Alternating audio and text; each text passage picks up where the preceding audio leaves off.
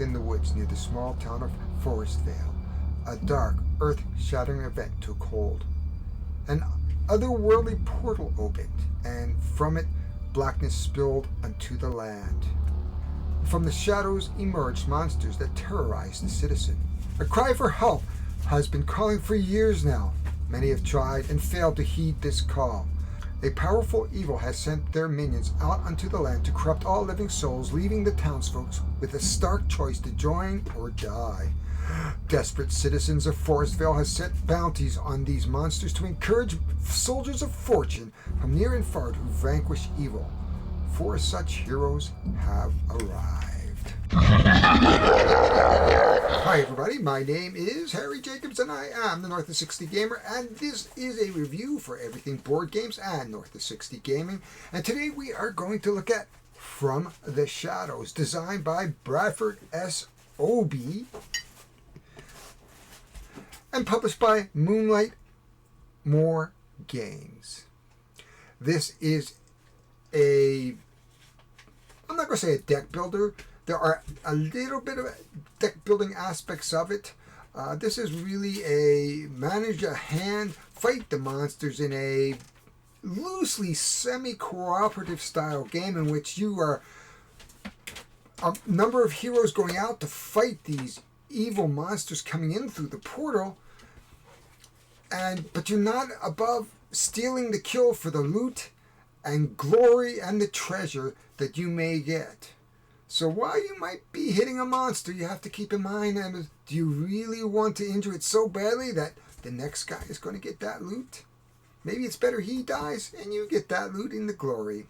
So let's take a look, go down to the table for From the Shadows. So here we are. This is From the Shadows, and as you know, I really do enjoy small box games, and obviously this is a small box game. This game kind of reminds me of Maximum Apocalypse, which to me is a good thing because Maximum Apocalypse is a fun game. It's a little bit lighter than Maximum Apocalypse, so I think, if you're looking for a streamlined, really fun adventure style game, you just manage your hand, you attack the monsters, your monsters attack back, and the person with the highest treasure wins, or the highest amount of treasure wins. And that can be a combination of cards, it could be a combination of the monsters that you kill, the treasure. Now you might be hearing a puppy bothering me. Well, I know you're hearing a puppy bothering me. His name is Ben Grimm, and he wants out. He was in my room, and he wants out. We do foster puppies for the NWTSPCA. So if you have local shelters, please support them, and I'll be right back. He got voted off the island out of my room. So here is From the Shadows. And it is a card game, strictly card game. Here's the rules on top. We have some life counters. So there are 2 bags. These have been done, looks by judging by the bag game crafter. Now I've put these in sleeves already, or at least 2 of them in sleeves. These are a standard 63.5 by 88 magic size sleeves. So they're standard sleeves. You're going to get your 4 heroes in the front here, more or less. We have an assassin, a conjurer, a huntsman, and a soldier. We have some opportunities. We have some loot.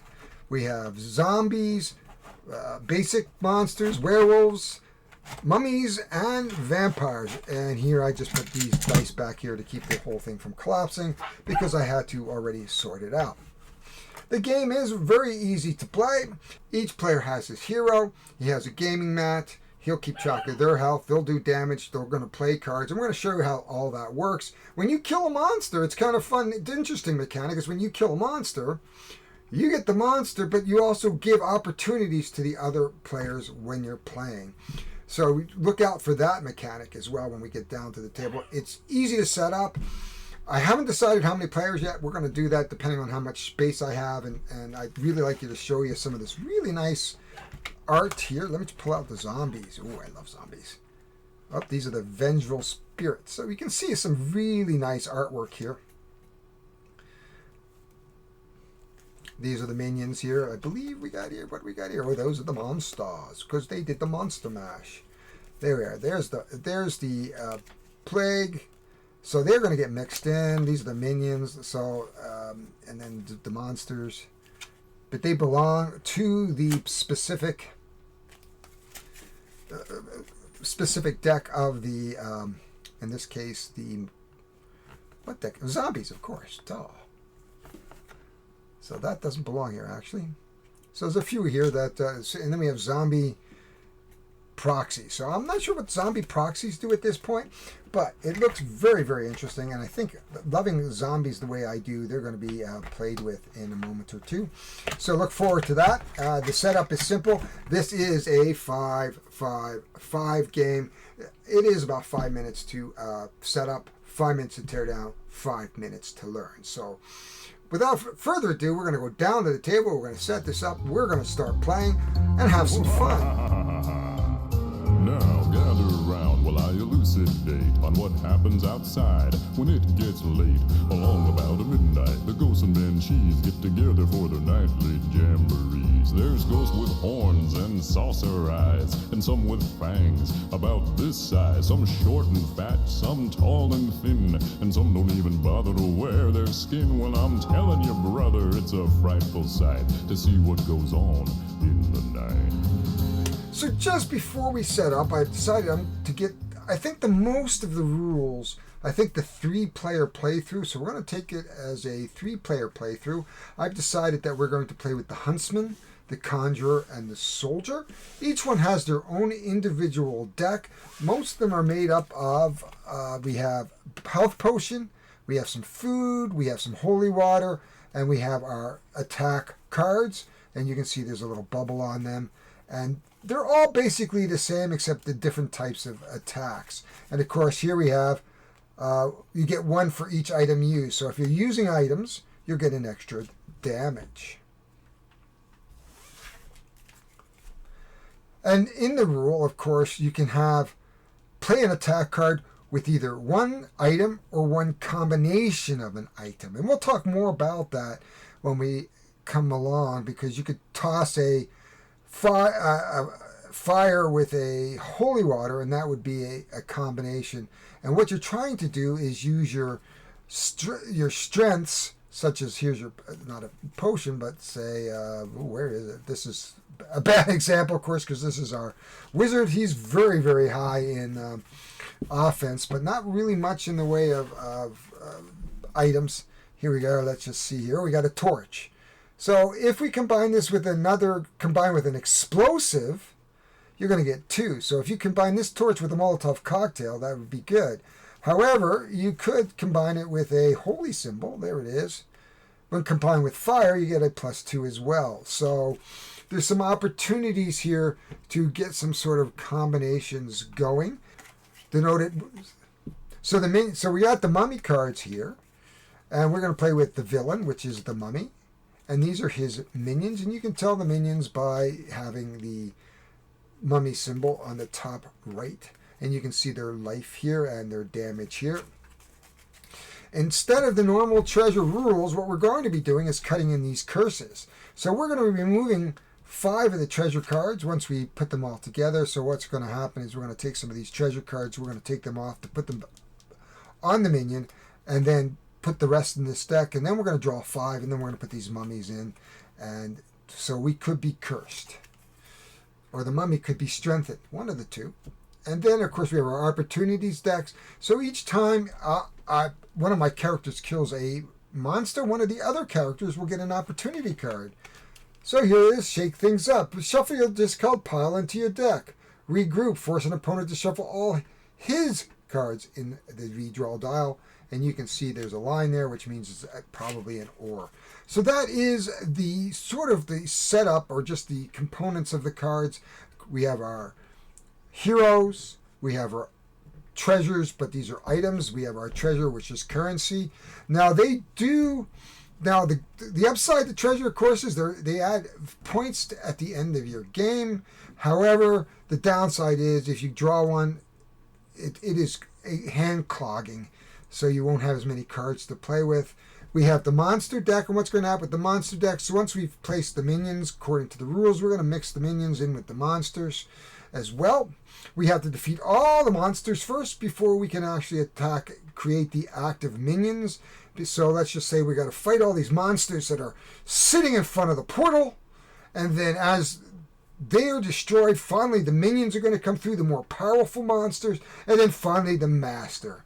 So we have to get through all the monsters first to get to the minions and the master. And if we defeat the master, once he is active, woohoo, we win. If not, it will be a stunning defeat. And it's all about defeat. Just like I'm in denial. So let's not visit denial. Anyway, let's get down to the table. Let's set this up for a 3-player game.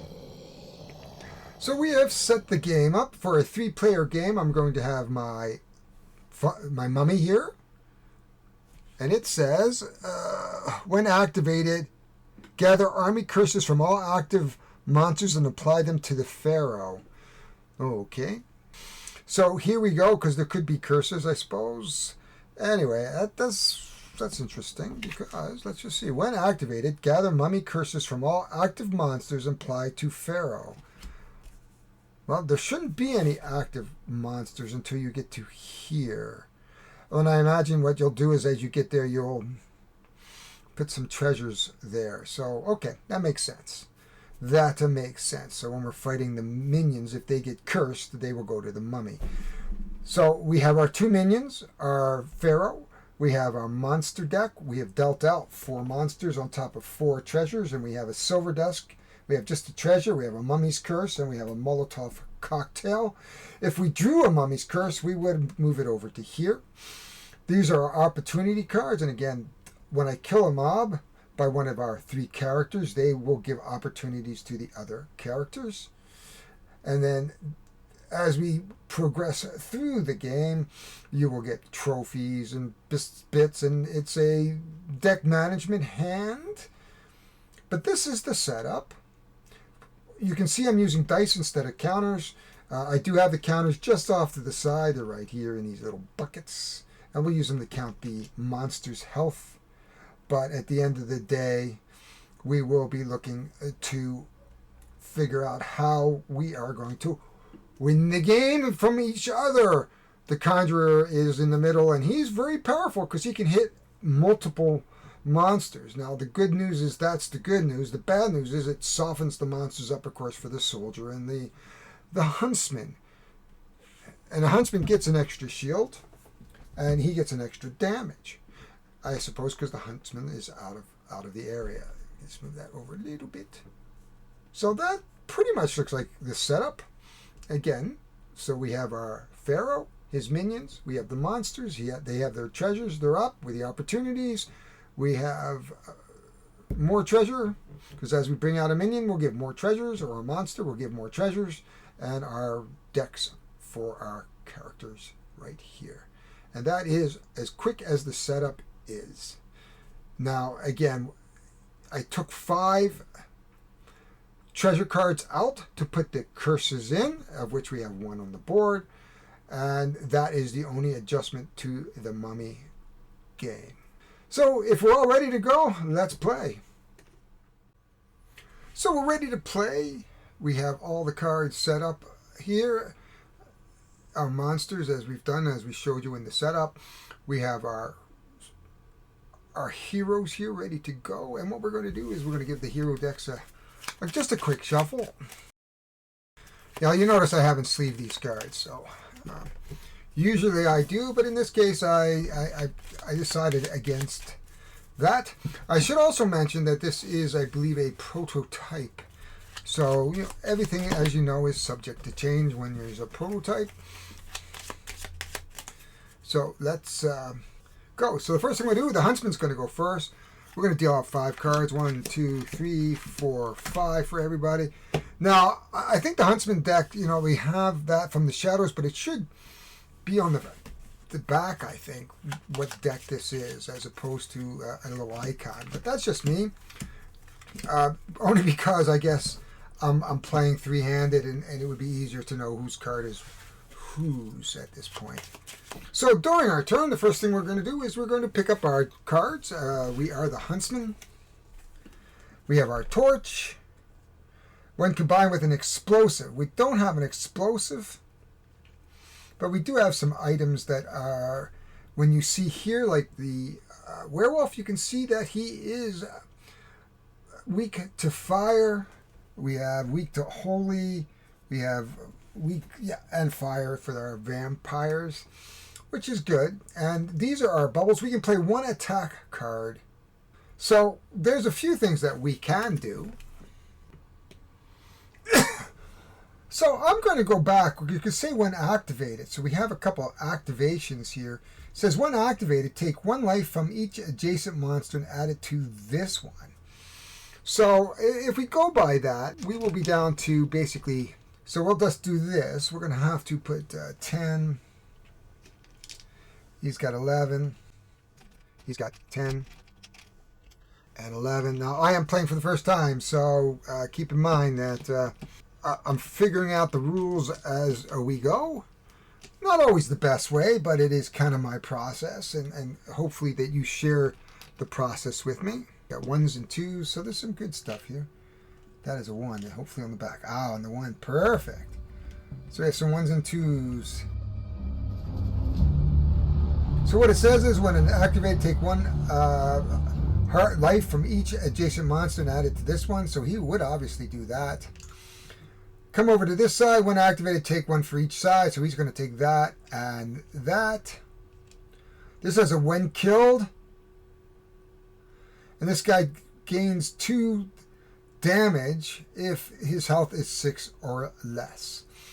Okay, so we can only play 1 attack card. Do it that way. So we have a 6, so we could kill this one outright. The problem is I'm only going to have 4 cards hand next limit. I could do an extra damage due to his weakness, but that would only give me 7.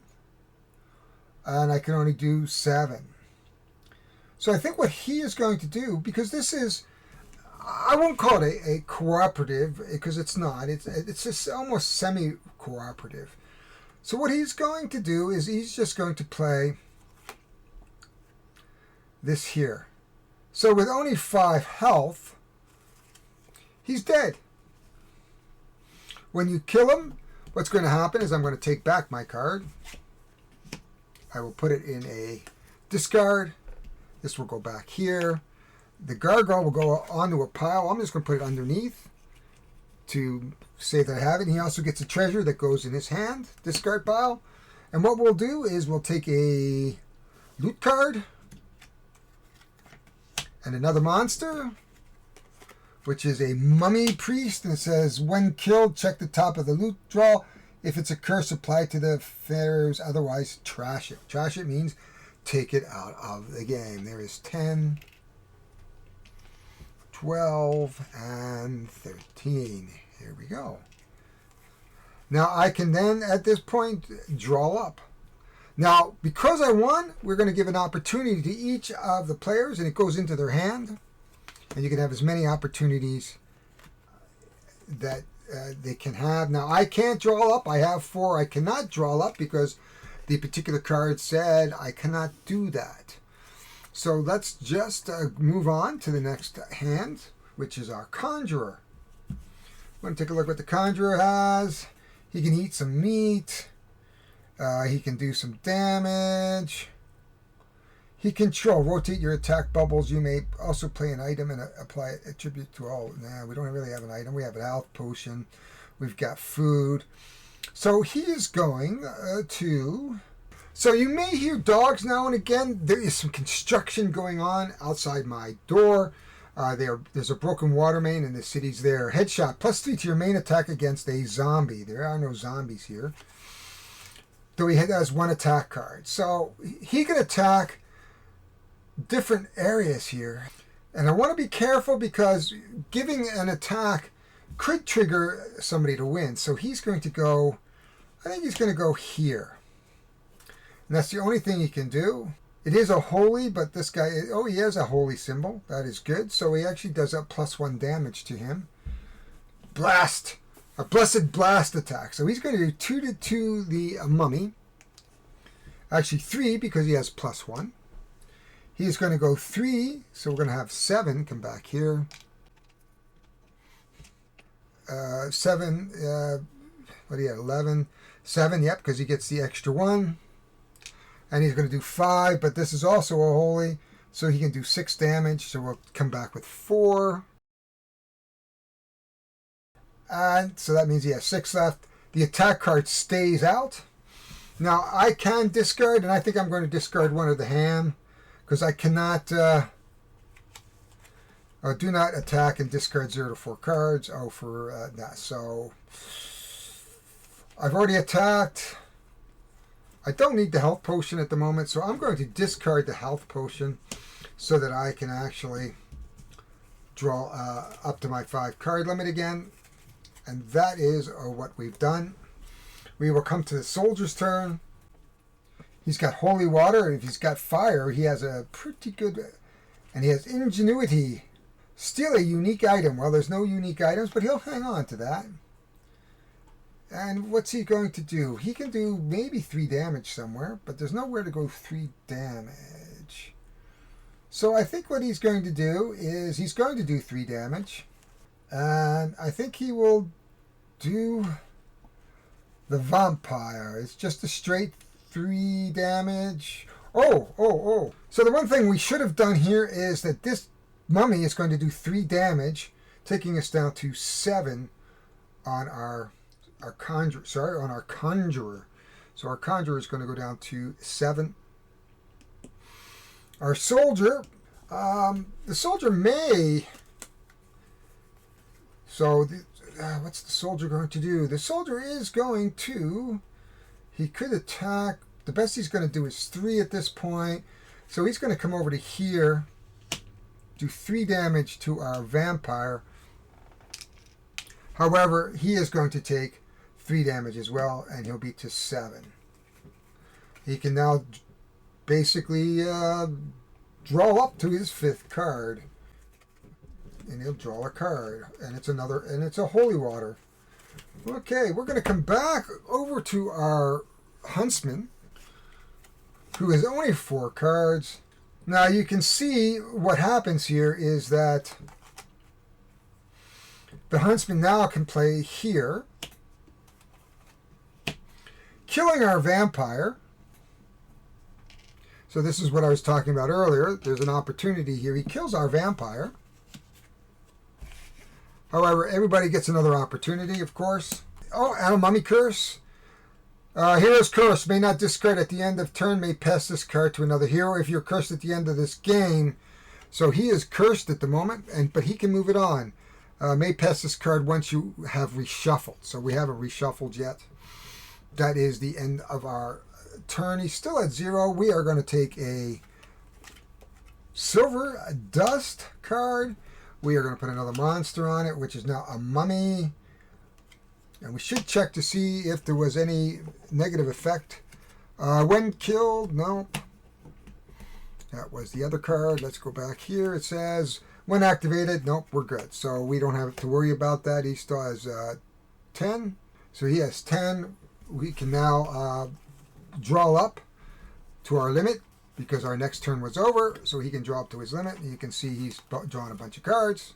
We are back over here. Now we have 2 opportunity cards. Add 6 victory points to Spirit Trophy. Crossing the streams. Play when a spirit is killed. Each of the opponent receives 2 damage. Ooh, that's nice. Headshot. +3 if you're attacking zombies. We have no zombies out yet. What he can do is he's going to... Oh, we have a 14 there. 10... 12, 14.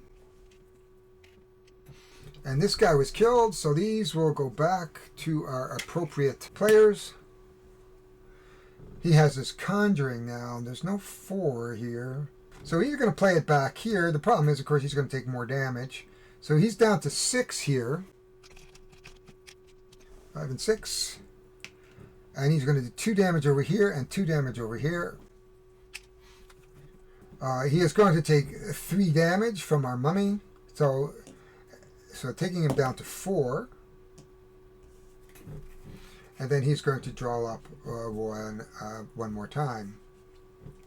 There we are, and actually it is not him. He's still at 7. It is actually our conjurer That is down to 4. 1, 2, 3, 4. So he may have to play some of his something to eat next turn before he starts. But he has a ham, so he's good. We're over here. We are now looking at our soldiers cards. He's got a couple of opportunities. What do we have here? Or at least one opportunity. 2 opportunities. Draw 2 opportunity cards. Good fortune or a missed opportunity. Force an opponent to discard 2 opportunity cards. Ingenuity, double your item's attributes. I'd buy that. Steal a unique item. Nobody has a unique item yet. He's going to save that. What he's going to do is he's going to discard his good player's opportunity, but first he has to attack according to the rules. So let's just see what he's going to do. So first we're going to do is look at our cards. We have a holy symbol, but there's not a lot he can do here when contributing. So he could do 3 damage to the mummy, or 3 damage here, or 3 damage here, or 3 damage here. He's going to take 2 in return. So he is going to do 3 damage. He is going to use his holy water, because he can use a single item, which is going to give him a 4 damage. So returning 6. This, of course, is going to go into his discard pile. And we are down to 4. We can get 4 damage put here. 4, 2, and 4. And, of course, the mummy is going to hit back for 2, leaving him 5. 1, and he can draw up now to 1 card. I'll draw up his 1, 2, 3, 4. He can actually draw up 2 cards. Sorry. Oh, he's got a torch.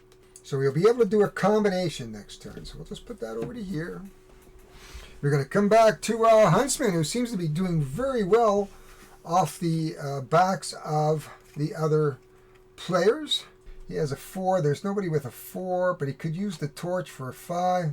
This monster gains +2 damage, so if he kills him outright, he should be fine. Seems to me that the Huntsman is doing excellent at this point. Let's just see. He could steal something, perhaps. He could do 6 damage here. No, 5, 6. No, he can only do 4. No, so he could go after him with his torch.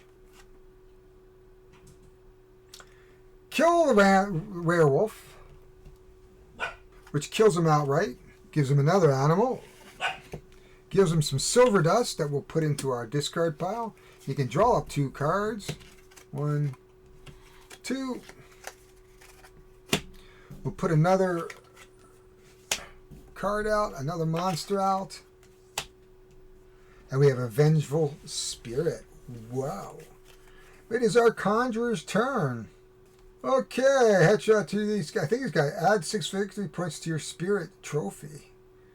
When a spirit is killed, each of it receives 2 damage. Ooh, that's not bad, he says. He likes that. Control. Rotate your attack bubbles. You may also play an item and apply its attributes to all the attack bubbles. Nice.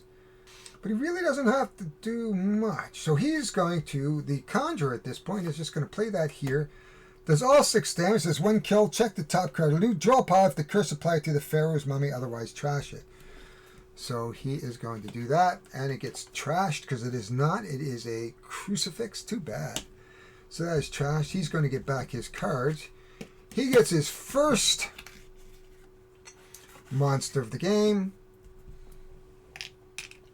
And he gets a smoke bomb. Nice. However, everybody else gets an opportunity, and opportunities are unlimited. We will put a new loot card down. Oh, it's a curse card. There we go. So he's going to get cursed. Who's ever going to get... Oh, and a spirit. Ooh, ooh, ooh. We are now to our soldier's turn. What can he do here? We have lots of opportunity. I think what he's going to do is... So we have 6 here. So this is a little fuzzy to me. Well, we have some weaknesses here. So we're going to play it this way. And we have to put the things on this guy. So I think what we're going to do is come over to here. We're going to combine our fire and holy water. So he has his weaknesses. And he just does this 2. So I'm going to say that each of his weaknesses, he has 1 weakness, would do him only 5. So 5 plus it's combined. It'd be 1 plus 1, 3, 5. So that's not going to work. let's just... we got to put 12 on him. Maximum of 2 damage. If he does that, he's going to get 5s, leaving the mummy priest open. He might take the attack, or maybe what he does is, I think what he's going to do is he's going to play his ham steak, so he's not going to attack, which is going to give him 2 life, so it's going to take him back up to 7. And he can discard a card. I think he's going to discard the 1 and hope he gets something a little better. Another ham steak. So that is it for his turn. So he didn't attack at all. We're going to come way back over to our huntsman, who's still at 10. So we have a healing potion. We have a steak. He could do 3 damage, probably 4 damage to somebody. But he's going to take 3 damage. But that's okay. So he's going to come over here to the Vengeful Spirit and do 3 damage. So I'll have to put 7 back. And he takes a new card from his deck. And that is his entire turn. We'll come over to our Conjurer, who's getting a little low on life, but let's just see what he's got here. So he likes this. This works very well for the Conjurer. You can see he's very heavy in offense. So he's going to play 6 here. So he's going to do all 6 damage to our mummy. When killed, we should have a very familiar. Check the top card. If curse, apply to the Pharaoh's mummy. So we're going to take the loot card. Is it a curse? No. It goes in. These cards are going to go back here and to our here. He's going to take his mummy, which is his second monster. And he gets some silver dust. We're going to take a new loot card. We're going to put that out. A new monster. And keeping in mind that I almost forgot, he's going to do 2 damage to over here and 1 damage over here. There we go. Almost forgot. Okay. But that monster is dead, and we have a 6 monster here. 5 and 6. And we have 1, 2, 3, 4, 5. So we've got enough cards that we will just leave it there. And we come back to our soldier, of course, who seems to be very, very weak. Well, he can do ignore a monster's attack. Okay, so what he's going to do is I think he's going to do a 2 here. So that, and then he's going to play his opportunity card to prevent a damage. So he'll just put his opportunity card up here. And then he's got 3, so he can pick up 2, 1, 2, and he's got that. That is the end of his turn. We come back to our huntsman. Oh, and everybody gets I forgot, because he won. Everybody gets an opportunity. So we'll check it out. He's got an opportunity plus 2 defense. So that's pretty good. It'll be good for the next turn. He didn't take any damage, so no harm done by not playing that opportunity. We come over here. He got a new opportunity. We have a plus 2 defense. We have a set health to 1 instead of dying. That's a good one. Pretty good. His hand's pretty clogged up here right now. He can do 2. So he could do 2 damage to somebody. I think he likes to do that. I think he could do 2 damage. So he's going to come over here to the spirit. But I'm going to lose all the food in my hand. I think that's okay. So he's going to do 2 damage here. According to that monster, I'm going to lose all the food in my hand. That's okay. I'm going to take 2 damage. I'm going to play my agile so I don't take any damage. And that is the end of my turn. We're going to come back to our conjurer. So this is a good one. So here we go. So if he does this, and it's holy, so he is holy, so he is going to do more than he's going to do 3 damage to this particular one. Keeping in mind he's going to get attacked for 2. He's going to do 3 damage to this player, so that will be 1. Leaves him with 4 basically, and he's going to do 5 damage over here, killing the spirit. So this will go back to our arrow guy, our huntsman. After attacking, discard all food. I don't have any food in my hand. The spirit is going to go under his roast pig. Both players are going to get opportunities. New is coming out. And we have a zombie. And he's still going to take 2 damage. So he's down to 2 damage, which is not necessarily a good thing. And then he is going to draw up for 1 card. And he gets 10. Here we go. Finally! We're going to get on the board. So he can do 4 damage, actually. What do you got here? Holy symbol. So he could do this. He's going to do 1 damage, use up his holy water for 1, gives him a +1, does the 2 damage, takes the spirit. After attacking, I do have to discard food in my hand. Do I have any food? Yes, I have a ham steak. Okay. And then what I'm going to do is use my... That's fine. Oh, we get a curse card. Hero's Curse. May not pass this card to a hero unless that uses an item to kill a monster. So he's going to have to leave that here for now. We haven't shuffled over here yet. We have 2 cards that are there. And so at this point in time, both our players are going to get opportunities. So we get tons of opportunities right there. We're going to get another card. This is another Mummy's Curse. And another mummy with 9 damage.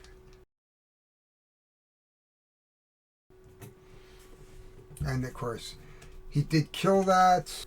And these 2 should come back into our garbage, into our discards. That is the end of the warrior's turn. And he can pick up, looks like 3 cards. 1, 2, and 3. Okay, we're back to here. So we are down to 4. We have a couple big monsters. We're down to our last monster. At that point, when all the monsters are gone here, we're going to activate over here, and then anything can go. All the monsters are gone here. We're going to activate over here, I should say. Now I should have 1, 2, 3. I must have not picked up 2 cards. 1 and 2. The Huntsman seems to have a big advantage with some very, very high combat cards. So if I was the combat, I would go bang, 5, does 4 damage right here. Now, it does say that a curse would move to the right, and he does have a curse, or to the left, which would bring him around here. All these would be put back into the various discard piles. He would get this monster. He would get the roast pig. These 2 players would get some opportunities for their hands. And we pull out that last monster. Oh, it's another Pharaoh's Curse. So I think there's been enough play to give you the idea of how this plays. I mean, once these are gone, what we'll do is turn these over and continue on. Like there's some more treasures, so you could get some more treasures. There they are. And then you'd be able to fight these active monsters. And once everybody's gone, we're going to just do up our victory points, which would be a combination of our items, our treasures, our monsters underneath, and the one with the most points is going to win. That is as far as I think we need. I think I've showed you most of the rules and how it plays. I think you're going to have to make up your mind whether this is a game for you or not. But let's go and talk about some final thoughts around this game and what I felt about it, and we'll talk about it. So we are back with final thoughts, and I hope the dogs didn't disturb you too much. But let's talk about From the Shadows. First of all, it's a very quick setup, about 5-minute setups. And as you know how I feel about 5 games, 5 minutes to set up, 5 minutes to learn, 5 minutes to tear down. And this certainly is about in that range. There'll be some card sorting to do and putting them back. But all in all, I would say that's in that ballpark of a filler gateway game. A good way to teach mechanics such as hand management, a little bit of take that, how to use your cards right, when you should use your cards, all those types of things. So if we talk about theme, now I love horror gothic themes, so the fact that we have mummies and vampires and werewolves, I like that theme. I love heroes. Certainly we have our 4 sort of traditional heroes: a conjurer, a soldier, an assassin, a huntsman. So those are nice. So theme-wise, I would say this is a game that one should like if you're thematically into that sort of horror theme. The rules themselves, I do think inherently the rules here have some inherent issues. No, this is a prototype, and I believe they're working on a new set of rules. So don't get excited. Because I did have to ask him about a few clarifications, but there's some things that I'm trying to figure out is, like, why do you leave your attack on the table until the monster's destroyed? I don't know whether that's a card weakening thing or, now let's take a look in here. Killing a monster, what does it say? Active monsters, killing a monster. When a player that monster is placed aside, they also receive it when that dies. So it might show you, upon the monster next drawing it, other heroes get an opportunity for every monster killed by the current player. So there's no particular value, in my opinion, to why you would have to leave those down, because it's not the most damage. It's the person who kills the monster, and then everybody else gets that opportunity. So I don't know if there's a value of leaving that down or not, but that's how it plays in the rules. And that's okay. That's the way it's designed. I don't think it deters from the game at all. It's just a strange rule that I don't know what purpose it really serves, at least during my playthrough. Now, maybe it does serve a bigger purpose later on, but this game is pretty much what you see here. The rules could, as I said, could be a little better. Not a big... I figured it out after asking a few questions.